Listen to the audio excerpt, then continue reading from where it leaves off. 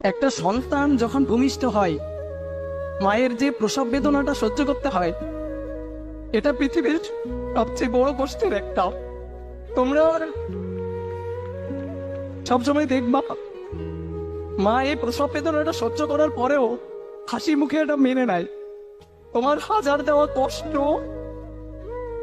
সবকিছুই মা হাসি মুখে মেনে নেয়। তোমরা মাকে কখনো কষ্ট দিবা না।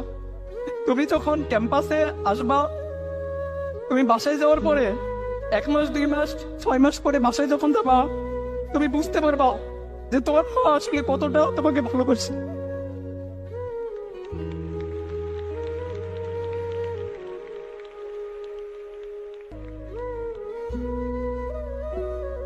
সবসময় মা বাবার খেয়াল রাখবা। আর একটা পয়েন্টে একটু কথা বলি, সেটা হচ্ছে ভালোবাসা দিয়ে পৃথিবীর সবকিছু জয় করা যায়। হেট স্পিচ বা ঘৃণা এটা পারে না। হেট স্পিচ বা ঘৃণা সংঘাত বাড়ায়। পৃথিবীময় সংঘাতের এই একটাই হচ্ছে উৎস। এই জিনিসটাকে আমরা চাইলে ভালোবাসা দিয়ে দূর করতে পারি। তো তুমি সামনে একটা ক্যাম্পাসে যাবা, তোমার 64টা জেলার বিভিন্ন ধরনের সহপাঠীদের সাথে তোমার পরিচয় হবে।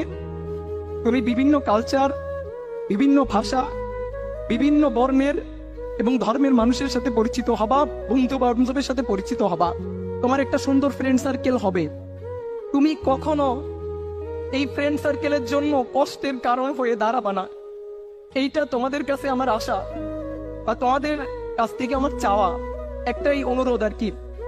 যে হাতে আমি তোমাকে পড়াইছি, যে হাতে আমি তোমাকে কলম দেখছি, ওই হাতে আমি ভবিষ্যতে কখনো কোনো রক্তের দাগটার দেখতে চাই না। তো এই জিনিসটা তোমরা মাথায় রাখবা, যেন আমাদের বাংলাদেশের ক্যাম্পাসগুলো সুন্দর হয়। ভালোবাসা দিয়ে ক্যাম্পাসগুলোকে ভরায় রাখবা। সবসময় চেষ্টা করবা কোনো একটা বন্ধুর বা কোনো একটা সহপাঠীর কিভাবে সামান্য হলেও উপকার করা যায়। সবসময় চেষ্টা করবা তার পাশে দাঁড়ানোর, তার প্রতিকূলতা হবার বা বাধা হওয়ার কখনো চেষ্টা করবা না। হয়তো সাময়িক লাভ পাবা কখনো কখনো, কিন্তু একটা লং রানে গিয়ে তোমার ভবিষ্যতে একটা বড়সড় ধাক্কা খাবা এবং একটা সময় মনে হবে যে তুমি আসলে অনেক বড় একটা ভুল করে ফেলছো।